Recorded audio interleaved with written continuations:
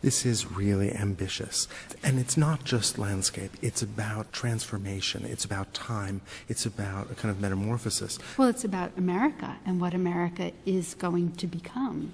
So on the left side, we see a storm-ravaged landscape. We see a broken tree. We see rain pouring down, birds that seem to be frantic as they fly through the sky. And we can even make out a little bit of a lightning bolt at the extreme left. So we have what art historians and art critics at the time even referred to as the sublime, an image of nature that is wild and untamed and frightening and awesome. This untouched wilderness, this virgin forest, was seen in stark contrast to the built environment of old Europe. And so here was a promise of the new.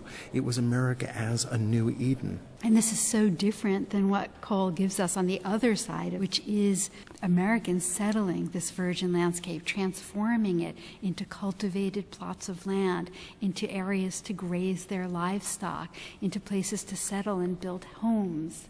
And the storm is passing, the sun is coming, and there's a sense that this settling of the land is something which is ordained by God, which is approved by God. And this is really tied in with the American notion of manifest destiny, that Americans were meant to tame this landscape, that this was ours.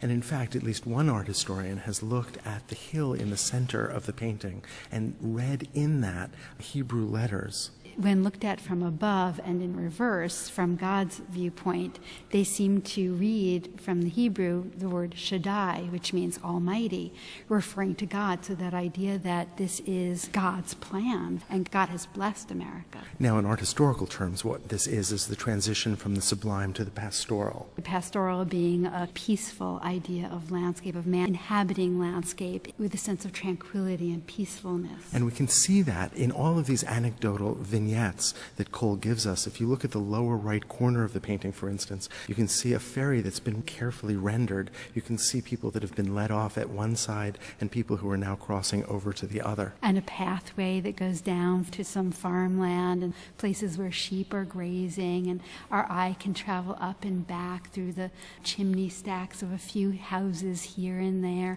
up through a valley where the sun is shining between two hills, and up to those bright clouds and the sunshine and that sense of promise. There's also a wonderful specificity that I think is very much meant to entertain and to represent the particularity of nature. If you look at the left side, you can see there's fungus that's growing out of the blasted tree trunk. You can just make out a bird on one of the blasted boughs. But probably the most fun is at the bottom center of the canvas, the artist himself looking back at us. And next to him, just slightly up the hill, is his supplies, his umbrella that will shelter him, a portfolio, a chair. But that chair is also a cross. And so we understand not only the passage of time here, the transition from wilderness to a paradise that man is creating, but we also understand this all within a Christian context. His portfolio, which has his name on it, reads as the signature of this painting, also reads as a tombstone for the artist.